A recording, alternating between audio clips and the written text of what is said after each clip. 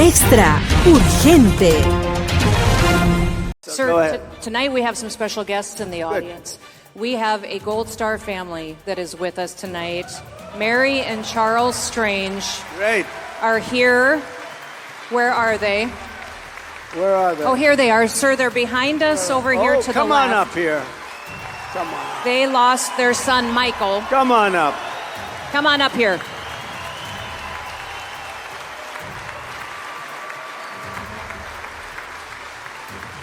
It's a little harder to get up since I got shot.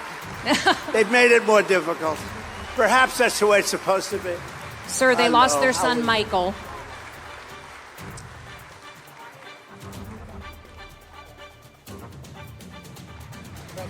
Great to see you again, baby.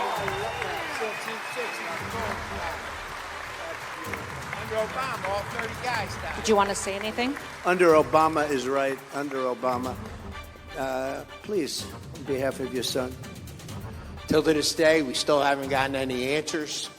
I was wondering, I'm begging you, we would like a congressional hearing. So here's what we're going to do. In the first week, let me have it, not the first day, because I made a lot of promises in the first day. We're going to drill, baby, drill. We're going to close up the border. We're going to do a lot in the first day. In the first week, we will set up a commission. We're going to find out, because so many people in your same position, they want to know what happened. Why did it happen to their son or daughter? And we're going to do that within the first week. So you get ready to come over to the White House, okay? Thank All right? you, Mr. President. I got to say one more thing.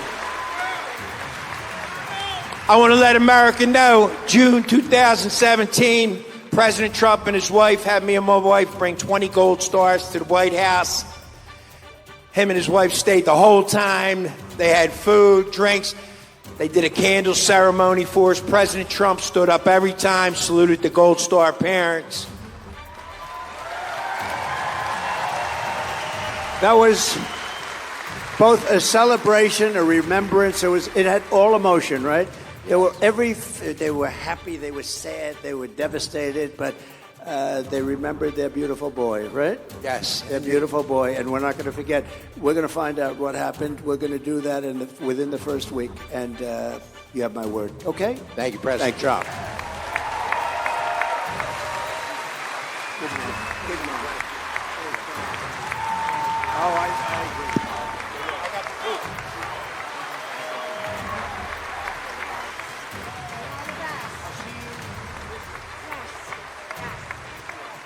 Thank you. Thank you. Mr. President. What a nice couple. Marion. Good evening, Mr. President. My name is Reed. Hi, Reed. I'm a single father and Iraq War veteran. I dream of owning a home for me and my son, but mortgage rates under the Biden-Harris administration have made that impossible. What can you do to help make home ownership affordable again? All right, good. It's a great question, and a lot of people have this question. First of all, it's too expensive to build the homes, and they're building them, and they cost a fortune, and 30% of the cost in some locations is the cost of, like, planning and certificates and a lot of nonsense they do. They make you go through hell. It takes years to get them, zoning approvals, all of the approvals you need. We're going to get rid of a lot of that, but most importantly, we're going to get interest rates brought way down. You know, we had interest rates at 2%, and now they're 10%, and you can't get the money. We had 2%, and there was plenty of money for everybody. And, you know, I call the home part of the American dream. We're going to create the American dream for young people and for older people, too, by the way. We're not going to forget. I mean, I happen to be a very young man, but we're not going to forget the older people. We're not going to forget the older people. By the way, no tax on Social Security benefits for the older people. For those. I guess, you know, somebody said, oh, he's got a conflict of interest because he benefits by that. I'll give mine up if I save tax. But no, we're going to do that for the older people. That's a big deal because you've been eaten alive with inflation. And all I'm doing is getting you back to even. I think when we do that, we're probably just getting you, you know, you have fixed income and you went up numbers like 30, 40, 50, depending on what they include. You know, they like to say it was a 20% increase. It wasn't. It was 30, 40, and 50, depending on what they want to include. So we're going to do that. But Reed, getting back to you, we're going to drill, baby drill. We're going to have so much energy. And we're going to bring prices down because, you know, your prices are up. Don't forget, the damage is done. We have the worst president and the worst vice president in the history of our country by far. And let me tell you, she is worse than him. And he's actually, I didn't think I'd ever say this about anybody. She's actually, you take a look at her, she's more dangerous than him, but he's actually smarter than her. I never thought I'd say that. I never thought I'd say that. But look, we're going to get it down. We're going to drill. We're going to get the energy down. When the energy comes down, prices are going to come down. All of that prices, because, you know, when they say, oh, although they had very bad inflation numbers last month, you saw that. Very, very bad inflation numbers, despite the big, you know, they did this big drop, probably too big a drop. I'm not going to get into that. But we're going to get the prices down because the damage has been done. If we had no inflation now, such damage has been done, the highest, in my opinion, the biggest inflation in the history of our country. They didn't include a lot of the bad numbers. I'll give you an example. On housing and on different things, like crime statistics are fake. They were fake statistics. They didn't include some cities that were really bad, so the crime looked like it was just bad as opposed to being horrific. Jobs, 818,000 fake jobs they added. And they padded the job numbers a couple of months ago so that they'd look better on jobs. 818, they were fake. They were fraudulent jobs. And they thought they'd announce the real numbers after the election.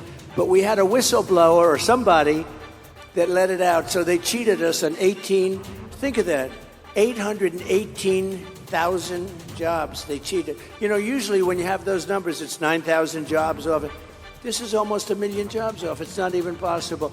So we're going to bring things, and Reed, you're going to buy that house and you're going to pay 2.5%, 3% interest. And you're going to say, I love this guy. Because interest rates, Reed, will follow as the energy goes down. And I made another commitment. I made it over the last month. I've been making it.